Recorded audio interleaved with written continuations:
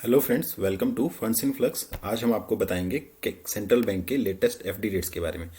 तो सबसे पहले मैं आपको बताना चाहूँगा, सेंट्रल बैंक ने अपने जनवरी मंथ में रेट्स रिवाइज नहीं किए हैं। जो पुराने रेट्स इनके थे वही रेट्स जनवरी मंथ में भी एप्लीकेबल हैं। ठीक है, तो ये रेट्स लास्ट टाइम इन्होंने चेंज किए थे अगस्त में। उसके बाद से रेट्स में कोई भी चेंजेस नहीं आए हैं।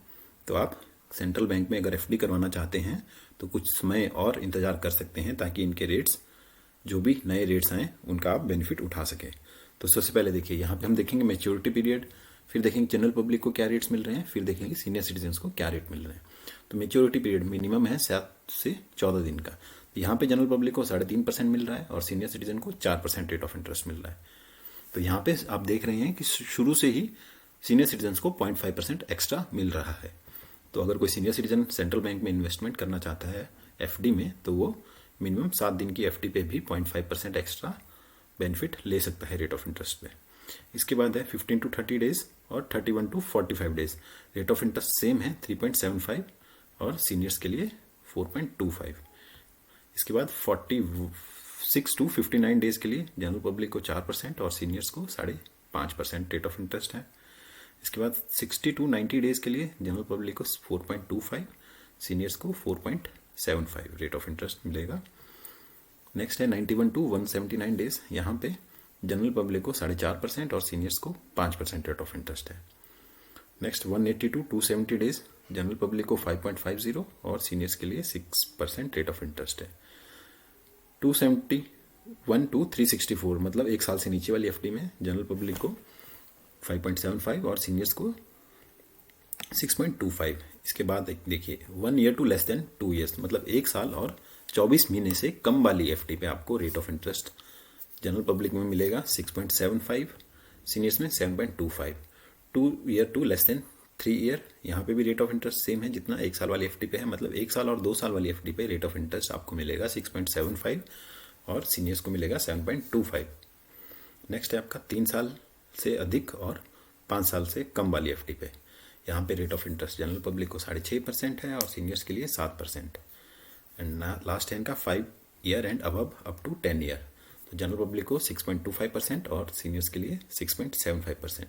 तो यहाँ पे आप देखिए, अगर आप सेंट्रल बैंक में इन्वेस्ट करना चाहते हैं तो मैं सुजेस्ट करूंगा 2 साल वाली एफडी में करें, क्योंकि 2 साल वाली एफडी में आपको रेट ऑफ इंटरेस्ट मिलेगा 6.75%। अब आप देख रहे होंगे कि 1 साल और 2 साल वाली एफडी पे रेट ऑफ इंटरेस्ट सेम है, बट 2 साल वाली एफडी में जो कंपाउंडिंग होगी क्वार्टरली, तो आपको रेट ऑफ इंटरेस्ट 6.75% के हिसाब से जो आपके अकाउंट में अमाउंट क्रेडिट होगा वो थोड़ा ज़्यादा अमाउंट क्रेडिट होगा, क्योंकि कंपाउंडिंग जो है आपकी क्वार्टरली रहती है, इसीलिए।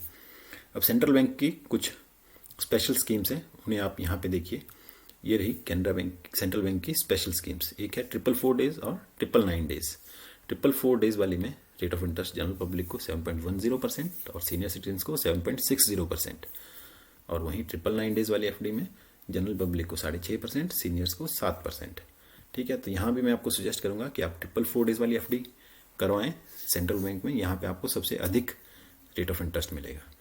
ठीक है, उसके बाद ये नीचे दी गई हैं नॉन कॉलेबल एफडीज। इनका नॉन कॉलेबल मतलब आप प्री मेच्योर विड्रॉल नहीं करवा सकते इन एफडीज का। तो यहाँ पे भी आपको 444 डेज वाली एफडी में सबसे अधिक रेट ऑफ इंटरेस्ट मिलेगा, जो कि है 7.25% और सीनियर्स के लिए है 7.75%। तो मैं सजेस्ट करूंगा, अगर आप नॉन कॉलेबल मतलब अगर आप प्री मेच्योर विड्रॉल नहीं करवाना चाहते हैं तो आप 444 डेज वाली एफडी कीजिए। और अगर आपको लगता है कि बीच में आपको किसी इमरजेंसी केस में एफडी तोड़नी पड़े तो आप नॉर्मल कॉलेबल 444 डेज वाली एफडी कराएं। और अगर आपको इन दोनों में भी इन्वेस्ट नहीं करना है तो मैं सजेस्ट करूंगा कि आप ये 2 साल वाली या 1 साल वाली एफडी में इन्वेस्ट करें, जहाँ पे आपको रेट सबसे अधिक मिलेगा।